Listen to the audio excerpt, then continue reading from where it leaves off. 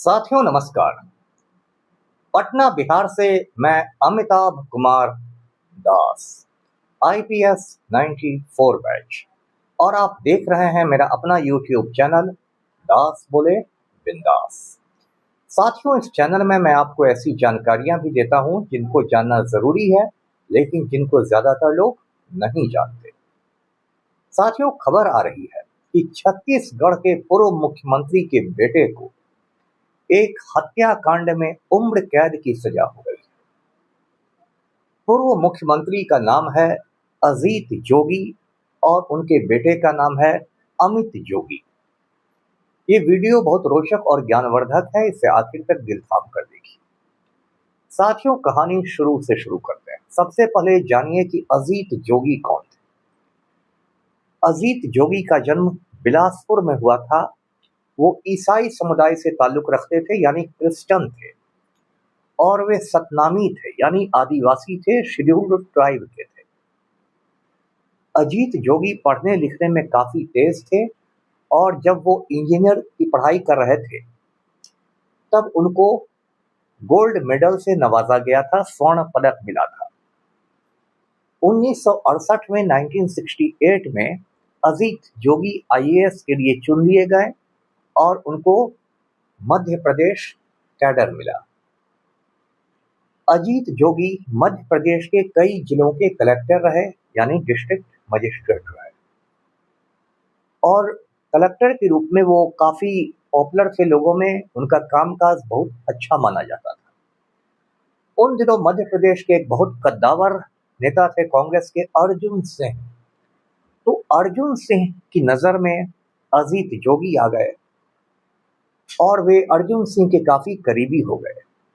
फिर अर्जुन सिंह ने अजीत जोगी का परिचय राजीव गांधी से कराया और कहा कि ये जोगी जी हैं, बहुत ही बेहतरीन आईएएस ऑफिसर हैं। तो राजीव गांधी ने अजीत जोगी से कहा कि आप आईएएस में क्या कर रहे हैं, आप राजनीति में आइए, सियासत में आइए, कांग्रेस ज्वाइन कीजिए। तो अजीत जोगी ने आईएएस की नौकरी छोड़ दी और वो कांग्रेस में शामिल हो गए। राजीव गांधी ने उन्हें राज्यसभा भेज दिया। अजीत जोगी राज्यसभा एमपी बन गए और इस तरह पार्टी में वो तरक्की करते रह गए। राजीव गांधी के काफी करीबी हो गए। सन 2000 में छत्तीसगढ़ नया स्टेट बना। मध्य प्रदेश से अलग होकर छत्तीसगढ़ को नया राज्य बनाया गया और उस समय कांग्रेस वहां बहुमत में थी छत्तीसगढ़ विधानसभा में। तो तय हुआ कि अब कांग्रेस का ही सीएम बनेगा। सोनिया गांधी को चुनना था कि कौन छत्तीसगढ़ का पहला मुख्यमंत्री बनेगा, पहला वजीर आला बनेगा। तो सोनिया गांधी ने अजीत जोगी के नाम पर मोहर लगा दी और अजीत जोगी सन 2000 में छत्तीसगढ़ के पहले मुख्यमंत्री बन गए और वो 3 साल तक, यानी 2003 तक, अगले विधानसभा चुनाव तक छत्तीसगढ़ के सीएम रहे। साथियों, अजीत जोगी का कामकाज ठीक ठाक था, अच्छा था। उनको लेके कुछ विवाद भी हुए, जैसे कुछ लोगों ने कहा कि वो आदिवासी है ही नहीं, शेड्यूल्ड ट्राइब है ही नहीं, उनका जो सर्टिफिकेट है वो फर्जी है, ये है वो है, इस तरह की बातें हुई। उसके बाद अजीत जोगी की जिंदगी में बहुत सारे उतार चढ़ाव आए। उनकी जो बेटी थी उसने सुसाइड कर लिया, खुदकुशी कर ली, क्योंकि जिससे वो शादी करना चाहती थी अजीत जोगी उसकी खिलाफत कर रहे थे, तो बेटी ने आत्महत्या कर ली। उसके बाद अजीत जोगी का एक एक्सीडेंट हो गया, वो दुर्घटनाग्रस्त हो गया और एक्सीडेंट इतना बड़ा था कि कमर के नीचे जो उनका हिस्सा था वो बेकार हो गया और उसके बाद वे व्हील चेयर पर चलने लगे, पहिए वाली कुर्सी पर चलने लगे। आगे चलकर अजीत जोगी के कांग्रेस में मतभेद हो गए और कांग्रेस पार्टी से अजीत जोगी को बाहर निकाल दिया गया। उन्होंने एक अलग पार्टी बना ली, छत्तीसगढ़ जनता कांग्रेस। ये एक रीजनल पार्टी थी, यानी क्षेत्रीय पार्टी थी। अजीत जोगी की मौत भी अजीबोगरीब तरीके से हुई। उनके गले में इमली का बीज फंस गया। इमली आप जानते हैं, जिसको इंग्लिश में टेमेरिंड कहते हैं। टेमेरिंड का सीड फंस गया उनके गले में और अजीत जोगी की मौत हो गई। तो ये तो हुआ अजीत जोगी का किस्सा।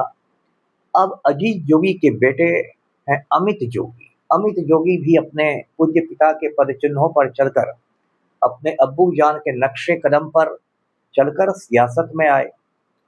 उसके बाद क्या हुआ, 2003 में छत्तीसगढ़ की राजधानी है रायपुर, छत्तीसगढ़ की वो दारुल हुकूमत है रायपुर। रायपुर में एक नेता का खून हो गया।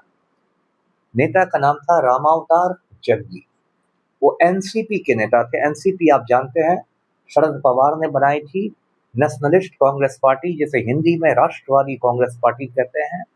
तो रामावतार जग्गी छत्तीसगढ़ में एनसीपी के नेता थे और वो छत्तीसगढ़ में एनसीपी को मजबूत करना चाह रहे थे और ये माना जा रहा था कि वो कांग्रेस के लिए खतरा बन सकते हैं।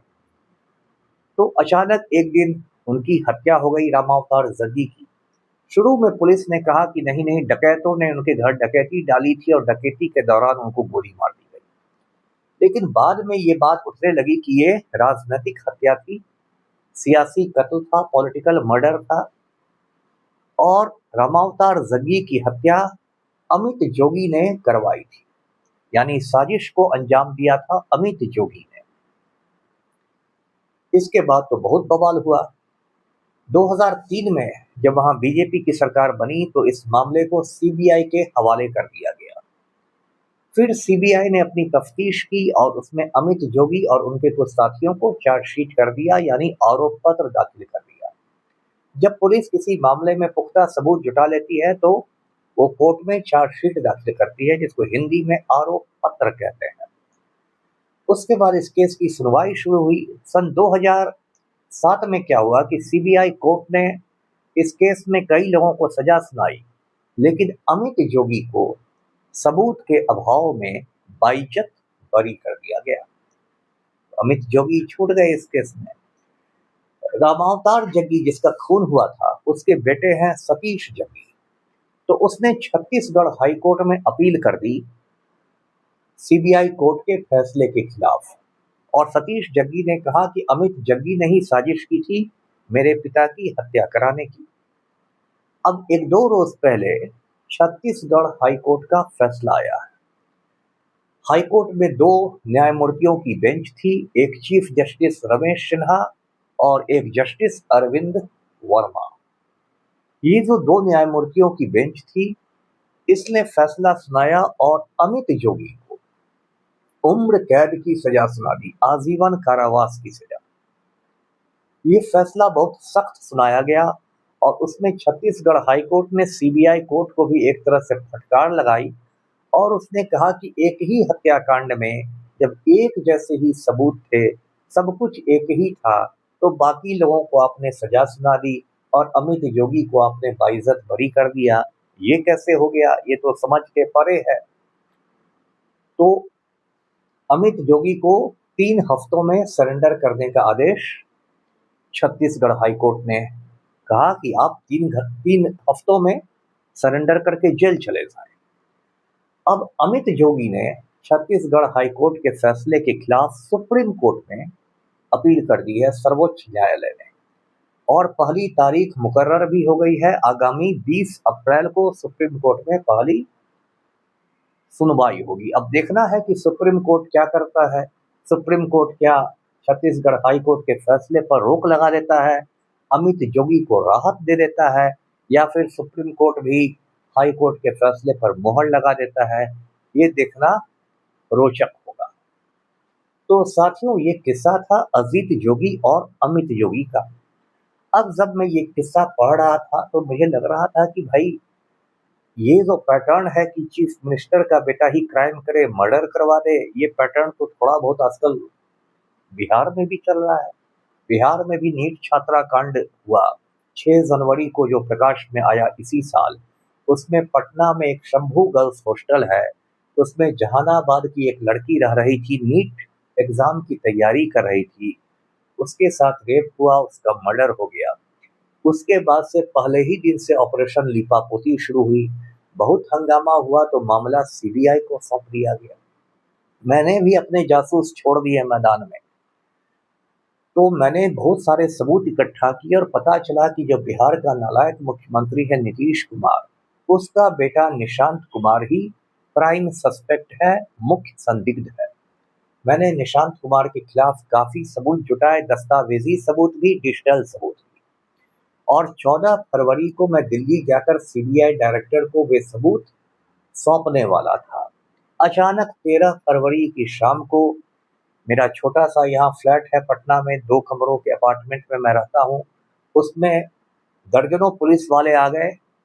उनके साथ एक कुर्मी मजिस्ट्रेट था। कुर्मी मैं इसलिए कह रहा हूँ कि नीतीश कुमार भी कुर्मी जाति के ही हैं। और उसके बाद जितने भी सबूत मैंने निशांत कुमार के खिलाफ इकट्ठा किए थे, वो सारे सबूत पुलिस ने हटा लिए निशांत कुमार को बचाने के लिए, चीफ मिनिस्टर के बेटे को एक रेप और मर्डर केस में बचाने के लिए। और उसके बाद सीबीआई ने भी जांच शुरू की, तो सीबीआई ने भी यही नतीजा निकाला कि सारे सबूत तो है निशांत कुमार के खिलाफ। और उसके बाद भारतीय जनता पार्टी ने पलटू राम को ब्लैकमेल किया, कहा कि भाई मुख्यमंत्री की कुर्सी छोड़ो, नहीं तो सीबीआई निशांत कुमार को अंदर कर देगी।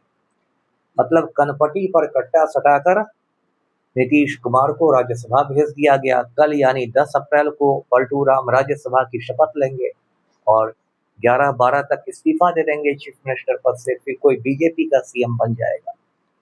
तो अब तक तो निशांत कुमार बचता हुआ दिखाई दे रहा है इस मर्डर केस में, लेकिन अजीत जोगी के बेटे अमित जोगी को उम्र कैद मिलने के बाद मेरी उम्मीद फिर बंधी है कि हो सकता है देर हो लेकिन अंधेर नहीं हो, और कुछ समय बाद निशांत कुमार को भी उम्र कैद जैसी ही कोई सजा मिले। तो वीडियो को लाइक कीजिए, शेयर कीजिए, चैनल को सब्सक्राइब कीजिए। धन्यवाद।